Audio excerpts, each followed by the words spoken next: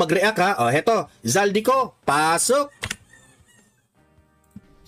Again, I informed the Speaker and asked clearance about the instructions ng Pangulo. At ang sabi niya, wala tayong magagawa. Kaya po nagtataka ako kung bakit sinasabi ni Pangulo na hindi niya makilala ang budget. Samantalang lahat na binawas at dinagdag sa mga ahensya ng gobyerno ay humihingi ng approval sa kanya si Sec. Mina Pangandaman. Di ba? Sa mga interviews ni Bongbong Marcos, dinideny nila. Lagi nilang dinideny na si Zaldico ang mananagot dito.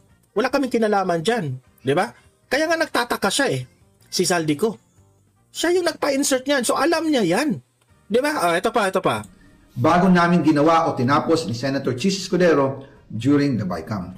Sinabi pa ni Sec. Mina, everything is cleared with the President. Basta importante, pasok ang pondo na request ng Pangulo. Because what the President wants, the President gets.